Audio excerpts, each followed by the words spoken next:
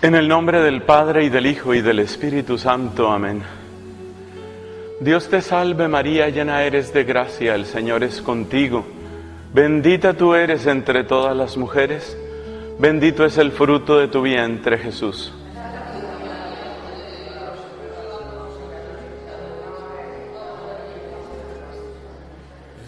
En el nombre del Padre, y del Hijo, y del Espíritu Santo. Amén. El problema que hemos planteado en nuestra primera reflexión no es nuevo. Es el viejo problema de la naturaleza y la gracia. O también a veces se plantea como el problema de lo natural y lo sobrenatural. La pregunta que nos estamos haciendo en el fondo es esta: dado que los seres humanos estamos dotados de ciertas capacidades, por ejemplo, tenemos razón, tenemos voluntad, tenemos lenguaje, tenemos por consiguiente instituciones sociales que luego significan cuerpos legislativos, leyes, acuerdos, consensos. Entonces, ¿realmente necesitamos algo más para llevar una vida humana o basta eso? ¿No será que la vida humana se limita precisamente al ejercicio de esas facultades, las que tenemos por naturaleza, como es por ejemplo la capacidad de razonar o la capacidad de dialogar? Sabemos perfectamente que esta es la propuesta que hacen los agnósticos, los ateos, los llamados humanistas, al estilo pues de no creyentes. Eso es lo que plantean. Para ellos lo real, lo verdadero, lo cierto del ser humano es que tiene estas capacidades y son ellas las que hay que poner en juego en el momento de organizar la sociedad, en el momento de establecer los derechos y los deberes de los miembros de esa sociedad. ¿Qué aporta la Biblia a esta discusión? La Biblia aporta dos cosas. Una es la noción de unción, que vamos a tratar de precisar con el favor de Dios, y la otra, que es de corte o de tipo antropológico, es la noción de corazón. Yo quiero empezar por esto del corazón, porque fíjate que cuando se anuncia el don del Espíritu Santo, por ejemplo en el profeta Ezequiel, siempre se asocia un corazón nuevo y un espíritu nuevo. Es decir, quien no ha descubierto el misterio del corazón, tampoco descubre el misterio del espíritu. El corazón es como, o el descubrimiento del corazón es como el requisito antropológico para descubrir la necesidad del espíritu. Sabemos en la Biblia que el corazón no alude simplemente a un órgano, ni tampoco es sencillamente la sede de los sentimientos. Corazón en la Biblia alude a lo que nosotros podríamos llamar la interioridad, el ámbito de poder interno que cada uno tiene, esa soledad a la que cada uno puede finalmente retirarse, y de hecho se retira, por ejemplo, cuando se encuentra sin nadie más, lo que llamamos la vida privada, lo que también aparece cuando uno tiene que reflexionar sobre su propio futuro. Corazón tiene que ver con lo que el Evangelio de San Mateo en el Sermón de la Montaña llama el secreto. ¿Te acuerdas que allá dice en el Sermón de la Montaña, tu Padre que ve en lo secreto, lo que tú eres cuando no tienes que responder delante de ningún otro ser humano? Ahí se va perfilando una noción muy importante, la noción de interioridad, la noción de lo secreto, la noción del corazón. ¿Por qué es tan importante esto del corazón? Porque resulta que en el descubrimiento del corazón se descubren los límites intrínsecos. El ser humano tiene límites extrínsecos. Por ejemplo, si la ley dice que yo no puedo robar y yo me arriesgo a robarle a alguien algo en una calle, pues me expongo a que me apresen, a que tenga que pagar una multa, a que tenga que ir a la cárcel. Pero ese es un límite extrínseco, es el límite que proviene de una ley, es el límite que proviene de un castigo que la sociedad me anuncia o me inflige. Pero ¿qué pasa cuando hablamos de límites intrínsecos? Los límites intrínsecos tienen que ver con eso que llamamos el corazón. Hay algo muy interesante en el descubrimiento de estos límites y tiene mucho que ver con algunos escándalos recientes en la vida pública. Sucede que se acusa al gerente general del Fondo Monetario Internacional de un escándalo supremamente torpe. Se supone que intentó abusar de una cierta persona, una empleada de un hotel allá en Estados Unidos. Este hombre, con un cargo pues supremamente importante, influyente, pues parece que quiso abusar de una mujer por allá en ese hotel. El asunto está en discusión, obviamente. Los jurados no pueden tomar todavía una decisión porque el proceso pues apenas se está instruyendo. Pero es interesante eso porque se une a otra serie de escándalos de figuras bastante prominentes. No hace muchos años, el presidente de los Estados Unidos, todavía en servicio, fue acusado y se demostró que había cometido una gravísima infidelidad matrimonial con una practicante, una mujer que estaba haciendo una especie de trabajo de interna en la Casa Blanca. Y así se encuentran otros casos de personas que tienen cargos muy altos, que tienen responsabilidad sobre mucha gente. Por ejemplo, si uno se pone a examinar las vidas de muchos de los jefes de Estado o presidentes de cámaras legislativas, son personas que tienen una tremenda responsabilidad. Por sus manos, por su escritorio pasan decisiones que afectan a millones de personas.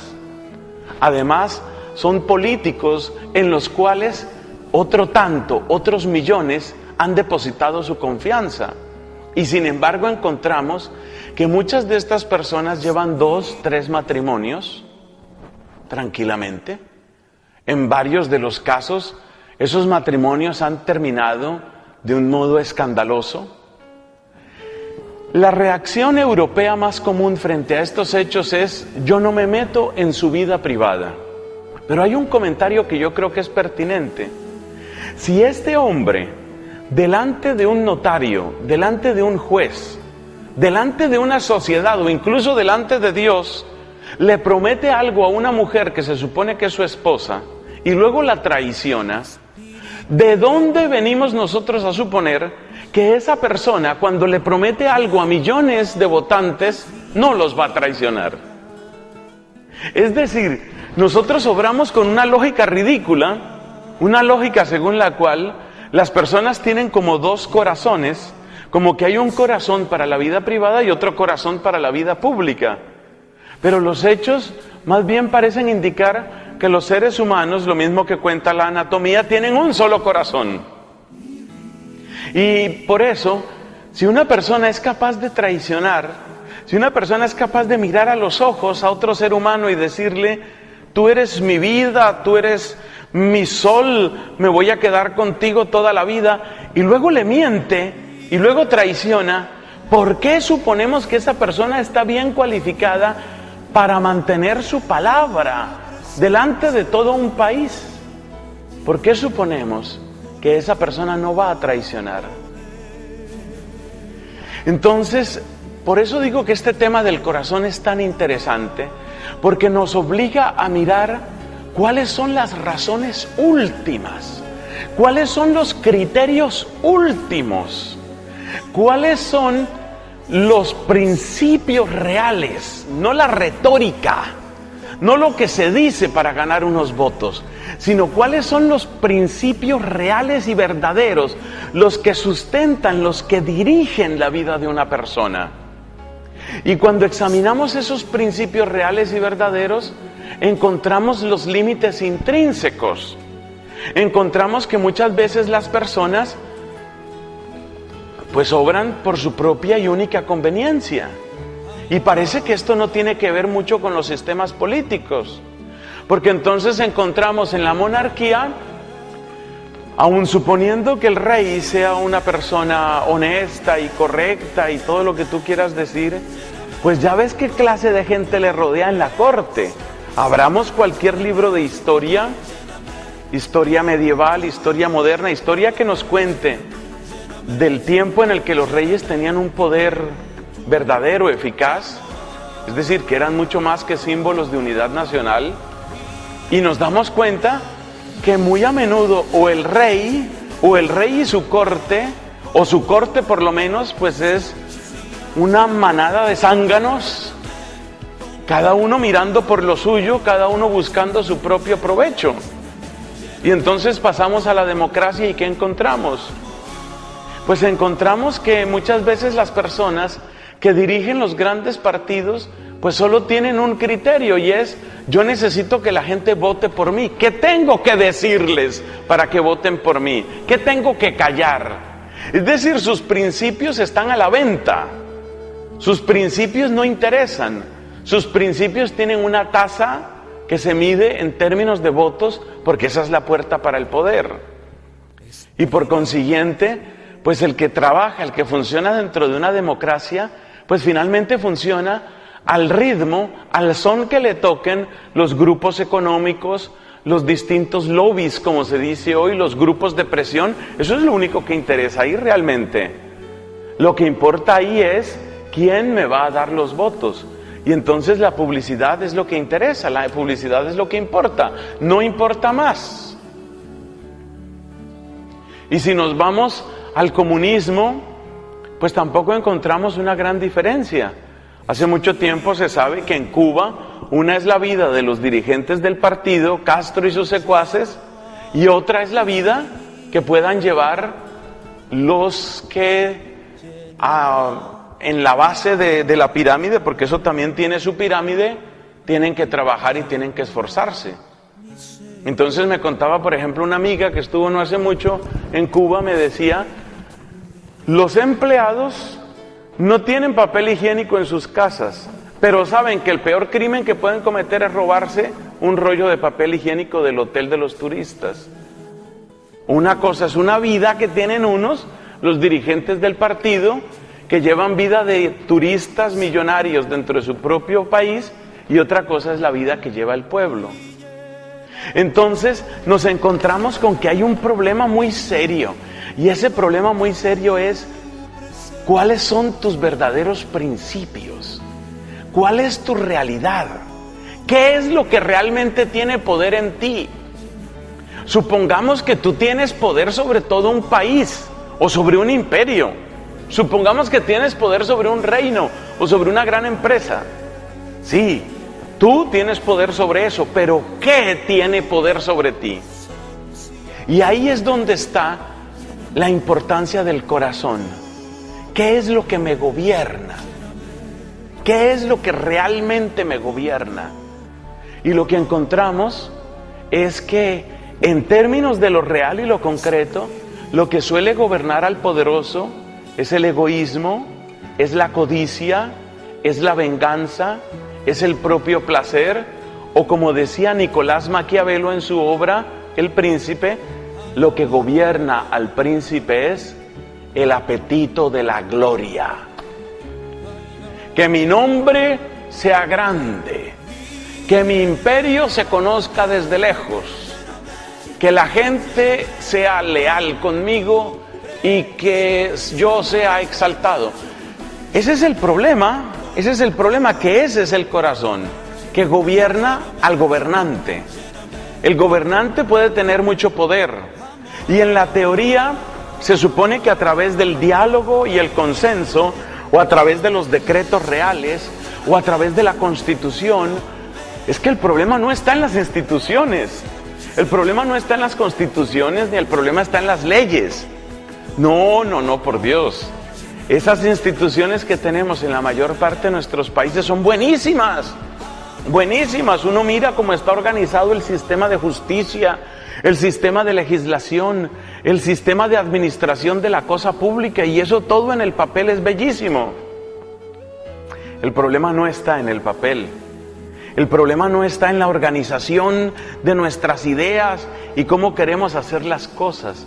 El problema está en esta pregunta: ¿con qué corazón accede al trono el que llega allá? ¿Con qué corazón se sienta en su oficina el gerente general de la empresa? ¿Con qué corazón se sienta el diputado allá en su curul? ¿Con qué corazón? Ese es el problema. El problema está en el corazón. Este es un descubrimiento bíblico. Nosotros, mientras discutimos de instituciones y mientras miramos el papel, pues tenemos que estar de acuerdo en lo que nos digan los agnósticos, los comunistas, los ateos, o también los demócratas, como los quieras llamar. Si ellos nos dicen, no, es que para eso tenemos el consenso, para eso tenemos el diálogo, para eso tenemos la razón que nos ayuda a ver las cosas. Sí, tenemos la razón, claro que la tenemos, pero el problema es que la razón no es la que gobierna.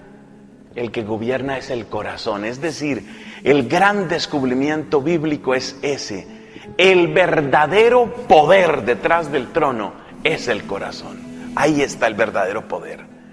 Y la única pregunta que interesa es: ¿con qué corazón se vive? ¿Con qué corazón se gobierna? Ahí es donde están las enfermedades. Ahí es donde están las plagas que devastan los imperios. Uno se pone a mirar la historia de los grandes imperios. ¿Por qué se cayeron? ¿Se cayeron porque sus instituciones no funcionaban? No, eran instituciones que perfectamente hubieran podido trabajar.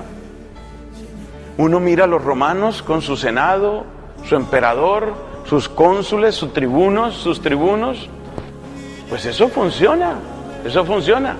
Ahí tienes a los cónsules que estaban limitados a un gobierno de un año y después pasan a ser ciudadanos comunes que pueden ser juzgados como cualquiera.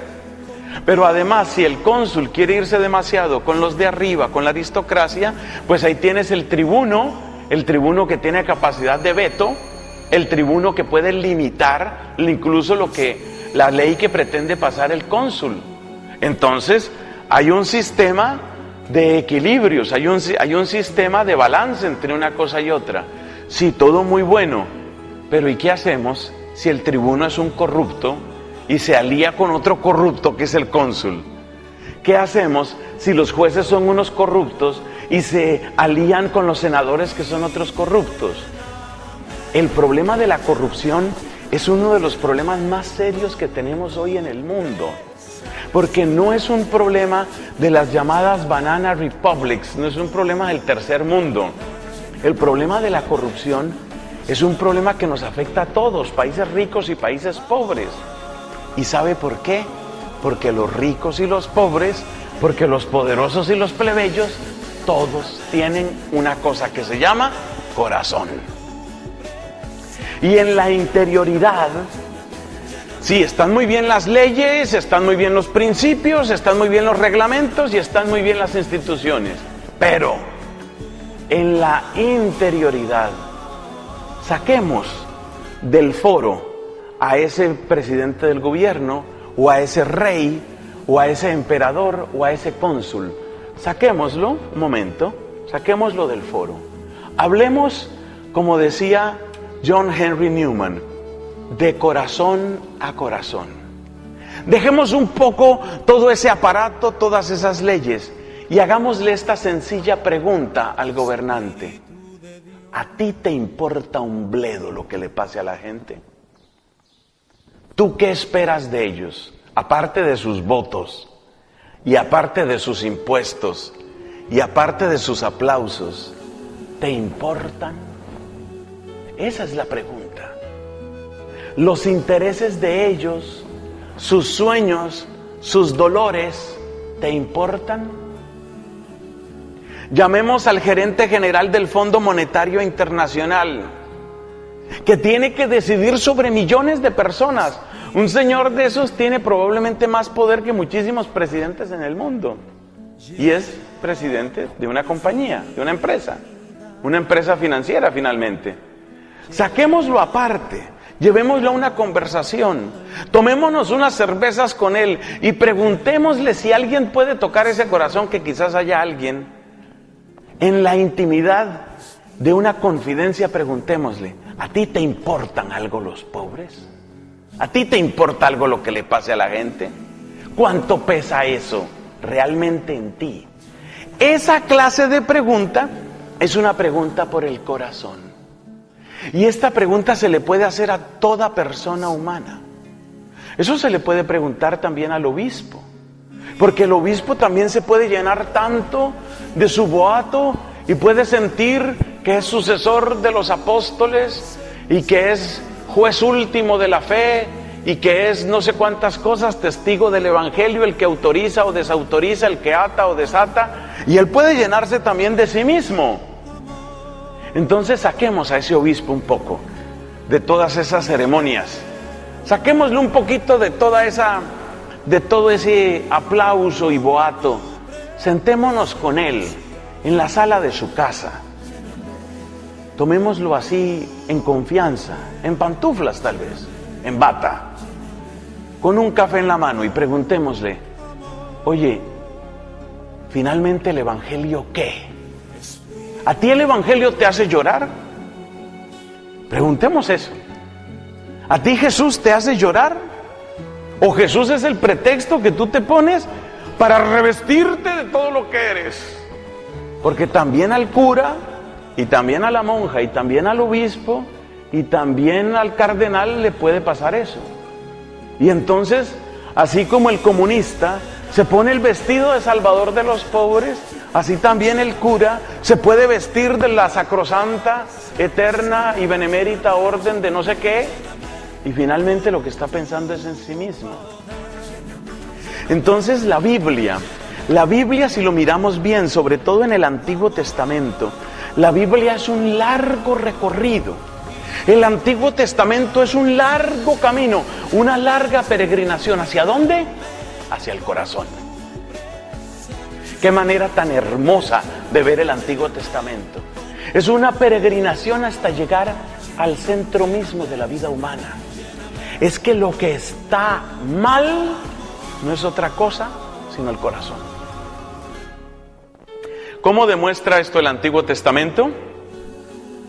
Lo demuestra de una manera muy sencilla, a través de la ley. ¿Recuerdas seguramente cómo en el libro del Deuteronomio encontramos estas palabras? ¿Cuál de los pueblos tiene unas leyes tan sabias como el Señor tu Dios te ha dado a ti? ¿Cuál de los pueblos tiene un Dios tan cercano siempre que le invocamos? Y fíjate la paradoja. El pueblo judío, el pueblo de Israel, a la vez se siente el pueblo escogido, el pueblo que ha recibido la ley, el pueblo que conoce la sabiduría, y a la vez tiene que admitir que es el pueblo infiel a esa ley. Dios condujo a su pueblo para que llegara a reconocer el vacío de su corazón, la incoherencia de su corazón. Es tan hermoso leer la Biblia desde esta perspectiva, porque eso explica muchas cosas. Eso explica para qué sirve la ley de Moisés. La ley de Moisés no es un arregladero del mundo. La ley de Moisés no es un sistema infalible para que la sociedad funcione. Esa no es la ley de Moisés. La ley de Moisés tú la puedes mirar como un sistema de organización social, y es más radical que el comunismo, y te lo voy a demostrar. Mira lo que dice la ley de Moisés.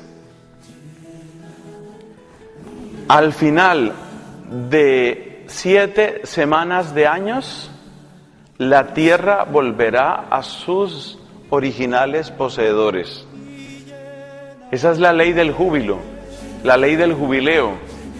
Por eso cada 50 años había jubileo entre los israelitas, o debía haber. O sea, supuestamente, de acuerdo con esa ley, supuestamente, cada 50 años, el que había tenido que vender su tierra porque estuvo en una crisis económica, la recuperaba. Es decir, volvemos a empezar, borrón y cuenta nueva, para que no haya pobres. Y así dice abiertamente el Deuteronomio: no habrá entre los hijos de tu pueblo, no habrá pobres, no habrá pobres.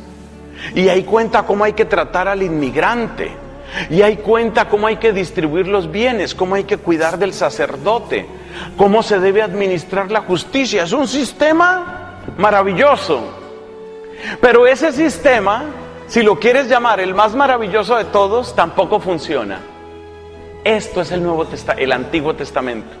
El Antiguo Testamento es eso: darse cuenta uno que ni siquiera el mejor de los sistemas políticos, económicos, filosóficos, antropológicos, ni siquiera el mejor de los sistemas funciona. ¿Y por qué no funciona? En la historia de los reyes de Israel y de Judá aparece la causa. El estribillo que se repite casi invariablemente es: hizo lo que desagrada al Señor, apartó su corazón del Señor, no siguió la ley de Moisés. La ley está muy buena, la ley está muy bonita, la organización que propone la ley es fantástica, pero ¿quién tiene ganas de que eso tan bonito se haga realidad? Tener ganas, sentir amor, encontrar uno su deleite en ese bien, eso no lo da la ley. Por eso el que descubre el corazón descubre los límites intrínsecos. Los reglamentos del Fondo Monetario Internacional, que afectan la vida de millones y millones de personas, dicen que el director del Fondo Monetario Internacional tiene derecho a violar a las empleadas donde llegue. Pues claro que no. Al contrario, si algo dicen en materia ética, es que los máximos estándares éticos se exigen de los funcionarios. Pero es que vivir con los máximos estándares éticos cuesta trabajo. Los problemas no están en las constituciones, los problemas no están en las leyes. Las leyes están magníficas, las leyes están preciosas. Los problemas no son las leyes. Y eso es lo que se descubre en el Antiguo Testamento, que el problema no es la ley. El problema es a quién le guste obedecer la ley. ¿Quién va a ser consecuente obedeciendo la ley? ¿Quién va a perseverar en el servicio de Dios según la ley? Ese es el problema. Y la respuesta es que es difícil. Es difícil, es muy difícil, porque servir a Dios con constancia, servir a Dios con generosidad, servir a Dios con perseverancia, implica despojarse uno de sí mismo. Y uno no quiere morir a sí mismo, y uno no quiere obedecer. En el fondo todos somos como Pedro. Después de que le pasó el primer entusiasmo, Pedro estaba siguiendo a Jesucristo como discípulo y como apóstol, y al principio no hizo ninguna pregunta, pero ya después de unos días, entonces le pregunta a Cristo: bueno, nosotros lo hemos dejado todo, ¿qué nos va a tocar? Preguntó por su parte, por su porción, por su heredad. ¿A mí qué me va a tocar? Y esa es la pregunta que hace el director del Fondo Monetario Internacional. Y esa es la pregunta que hace el presidente del gobierno. Y esa es la pregunta que se hacen los dirigentes del Partido Comunista Chino, o que se hicieron los dirigentes del Partido Comunista Soviético. Sí, muy bonito Marx, Lenin o Lenin, como se pronuncie, muy bonito el comunismo, todo muy bien, pero a mí, lo mío, ¿a mí qué me va a tocar? ¿Dónde está mi cheque? ¿Dónde están mis vacaciones? ¿Dónde está mi comida buena, mis restaurantes? ¿Dónde están? ¿Dónde está el placer que voy a pasar? ¿Con quién lo voy a pasar? Es decir, el yo, ese yo que reclama, ese yo que pide su porción, ese yo que pide atención y que pide satisfacción, ese yo insaciable que está en el fondo del alma. Ese yo es el que suele gobernar el corazón y el corazón es el que gobierna la vida. Lo mismo nos pasa a nosotros. Esto no es únicamente para que ustedes piensen que le tengo mala voluntad al director del Fondo Monetario Internacional. Nos pasa lo mismo a nosotros. Solo hay que decir una cosa. ¿Has hecho la prueba de ser bueno? 24 horas al día. Ser bueno. Bueno. Ser bueno 24 horas al día. Y cuando termine este día, mañana, ser bueno todo el día. Y el otro día otra vez ser bueno y seguir siendo bueno. ¿Has hecho la prueba de eso? Pues el que hace la prueba le pasa lo mismo del Antiguo Testamento. Empieza a enfrentarse con sus límites intrínsecos. Los límites intrínsecos cambian de una persona a otra persona, pero siempre están. Entonces el límite intrínseco para una persona puede ser: oye, pues sí, muy interesante todo esto de ser bueno, pero ¿en qué momento voy yo a divertirme y voy a gozar como me lo merezco? Está muy bueno esto de ser bueno, sí, me llama la atención lo de ser bueno, pero ¿sabes una cosa? Es que a mí me gusta mandar, la verdad a mí me gusta mandar. Es entrar en la verdad del corazón, es llegar a la verdad del corazón. Esa es la parte crucial en todo esto. Cuando uno llega a la verdad del corazón, y por eso decía la querida amiga Santa Catalina de Siena, abóneseme, que no la mencioné en la anterior conferencia, por eso decía Santa Catalina de Siena que todo empieza por el conocimiento de sí mismo. Porque en el conocimiento de uno mismo, uno se da cuenta de su límite intrínseco. A eso es a lo que ella se refiere. Y límite intrínseco es: a mí me gusta ser bueno por un rato, sí, está bien, pero a ver, que ser bueno todo el día y todos los días y mañana también y la otra semana y el otro año y me morí siendo bueno, vaya. Que no está tan fácil. Que no está tan fácil, porque entonces ser bueno, ¿qué es? Ser bueno es que vas a ser humilde, que vas a ser casto, que vas a ser verdadero, que vas a buscar el bien común.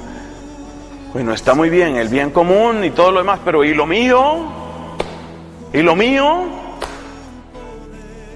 Por eso, hubo unos cristianos que descubrieron los votos. No el botox, que es otra cosa, sino los votos. ¿Y qué descubrieron con los votos? Descubrieron que son manera de meterse con el yo, con ese niñito insaciable. El yo tiene 1000 formas de pedir y de reclamar lo que lo satisfaga, pero ese yo suele tener 3 grandes avenidas. Hay una grande avenida que es la avenida del capricho. Me fascina hacer lo que yo quiera, hacer mi regalada gana, me gusta. Ay, qué descanso, hice lo que yo quería. Organicé mi tiempo, organicé mis planes, organicé mi futuro, tomé riendas, me gusta. Voto de obediencia. Me gusta satisfacerme en el placer. Con ese verbo tan raro que tiene Cervantes, refocilar. Ay, Dios mío. Me gusta, me encanta el placer, me encanta la embriaguez del placer. Pues es difícil confesarlo, pero me fascina. Ay, qué cosa tan deliciosa sentir esa saciedad, que todo el cuerpo dice: ay, ya quedé. Ay, qué delicia, me gusta, me fascina. Voto de castidad. Me gusta adueñarme de cosas, sentir que estoy sobre una montaña y sentir que soy el dueño.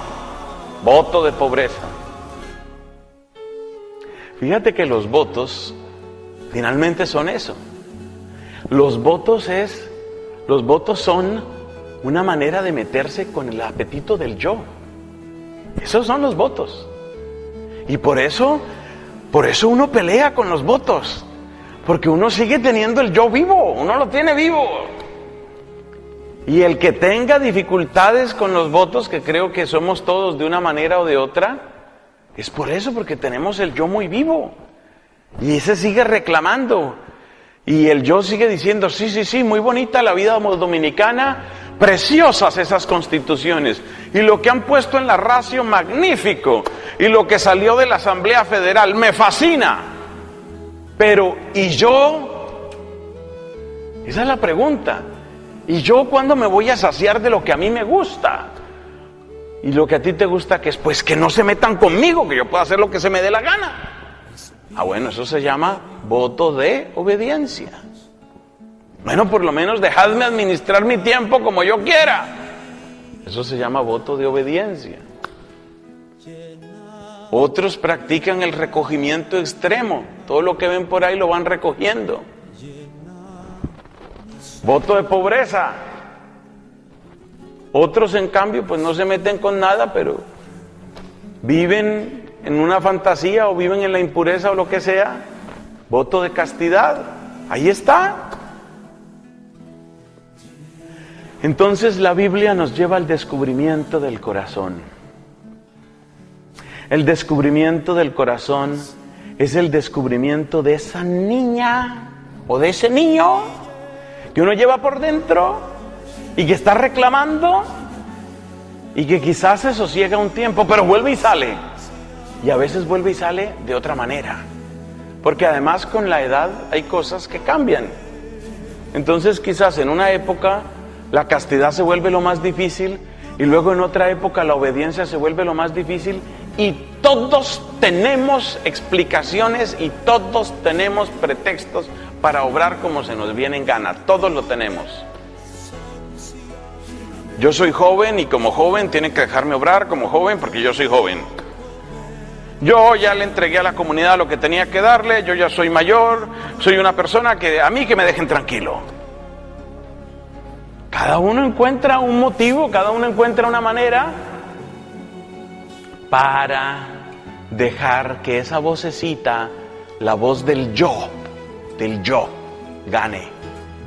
Y en ese yo está la pregunta de Pedro: ¿y a mí qué me va a tocar? ¿Cuál es mi parte? ¿En dónde empiezo yo a ganar? A ver, explícame.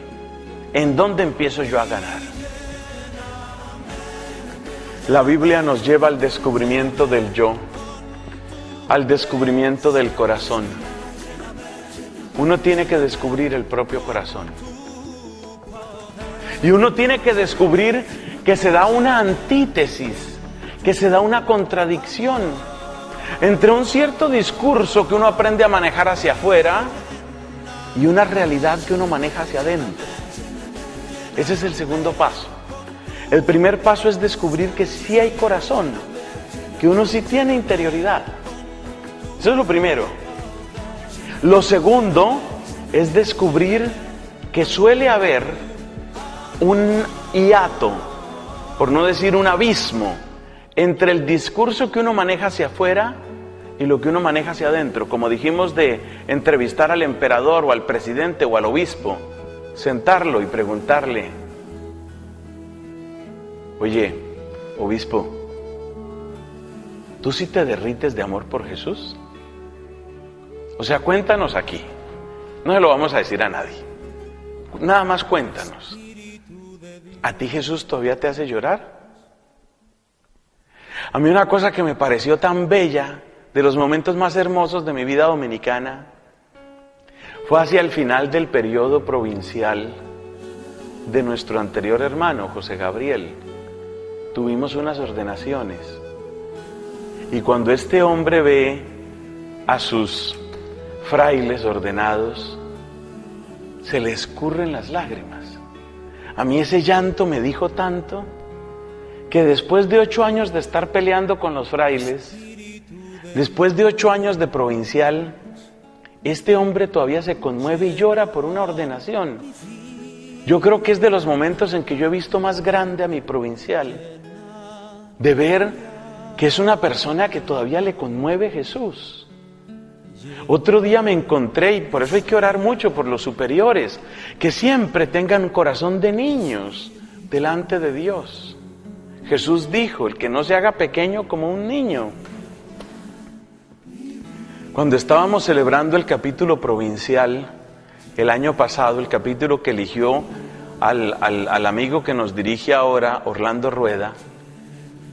Un día me encuentro a Orlando, él toca la guitarra y le ha compuesto muchas canciones a Santo Domingo, y un día me lo encuentro rezando solo en la capilla. Estaba él con su guitarra cantándole a Santo Domingo y pidiendo su intercesión. Yo creo que él ni se dio cuenta que yo lo vi, pero a mí eso me llenó tanto, me pareció tan hermoso. Yo digo, mientras nuestros superiores sean así, la iglesia tiene esperanza.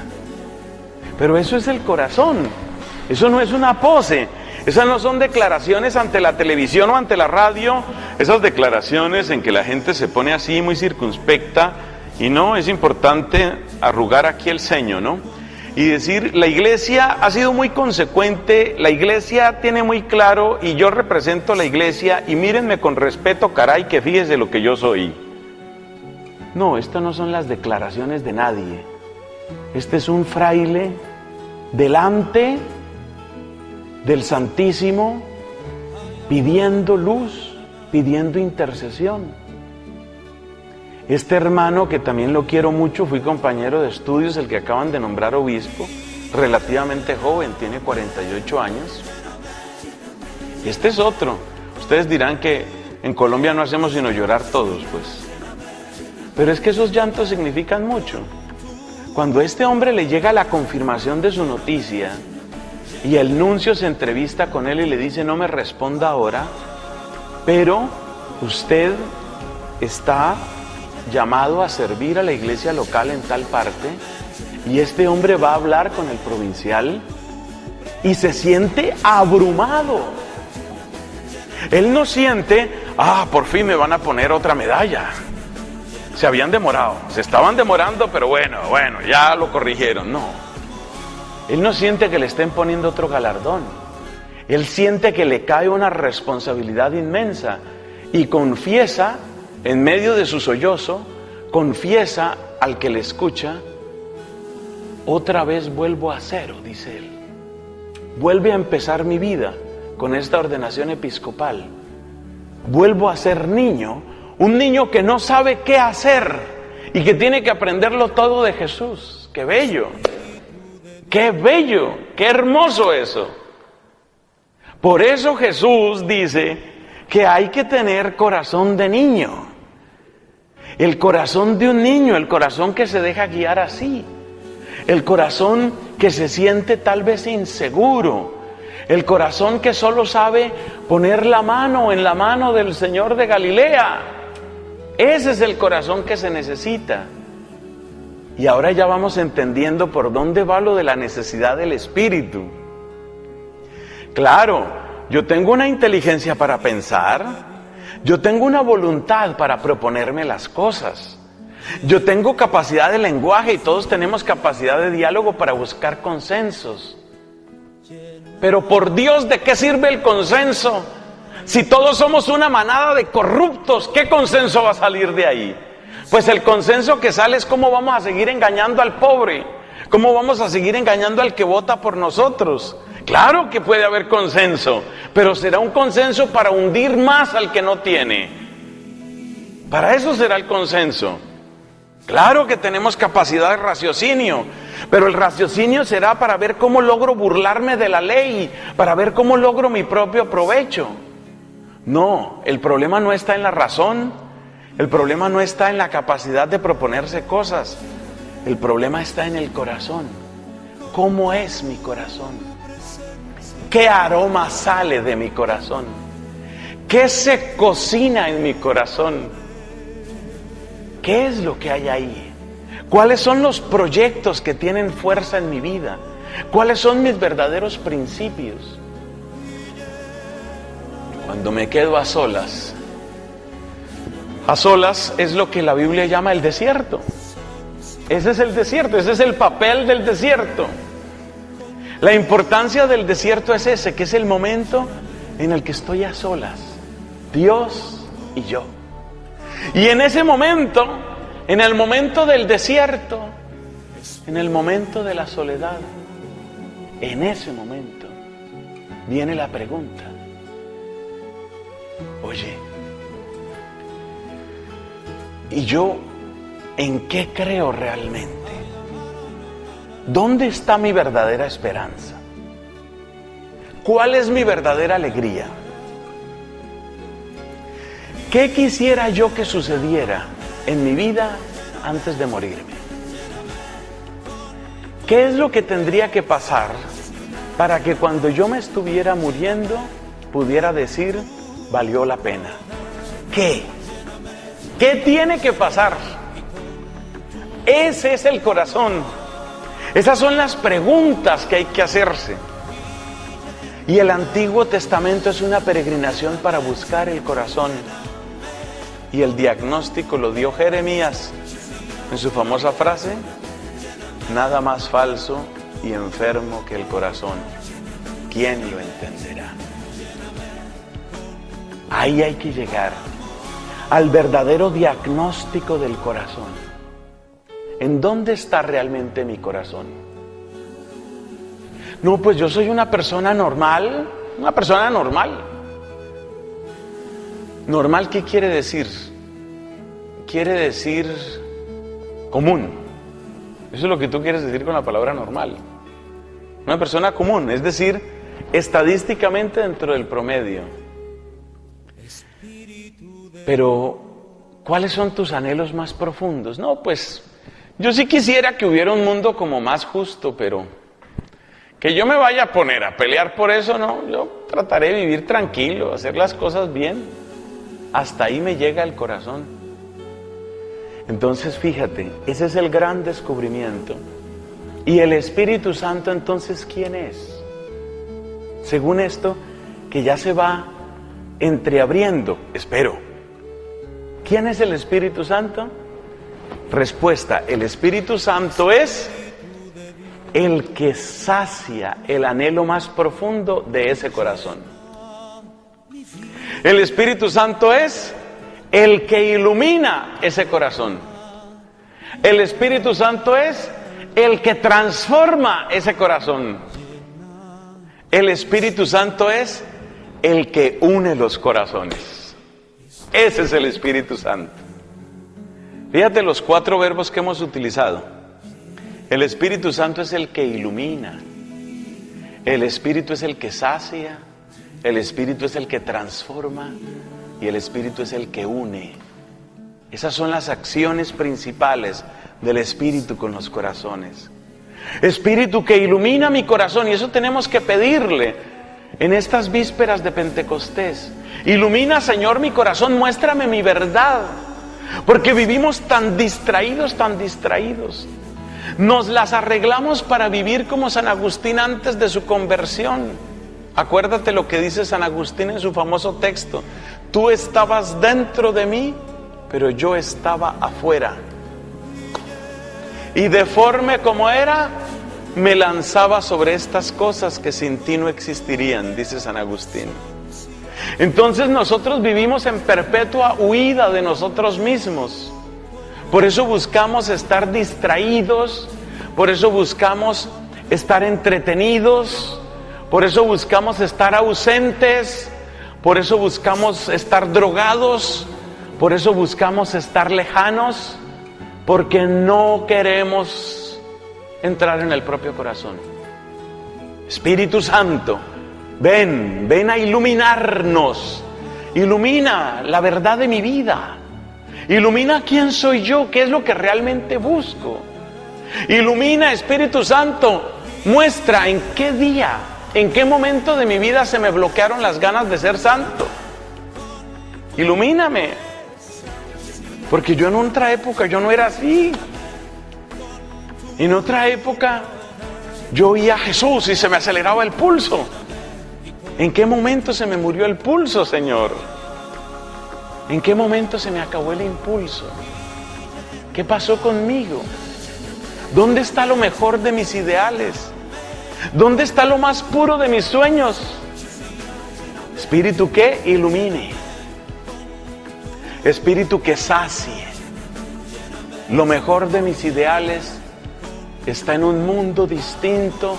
Lo mejor de mis ideales está en la sabiduría. Lo mejor de mis ideales está en la belleza que no muere. Espíritu que sacia. Espíritu que produce una alegría sublime. Espíritu que renueva la faz de la tierra. Luego, espíritu que transforma. Tanto batallar, tanto trabajar y como que no hay avance. Pero viene el espíritu y todo se vuelve tan distinto. Y entonces la oración cobra significado, el silencio cobra significado.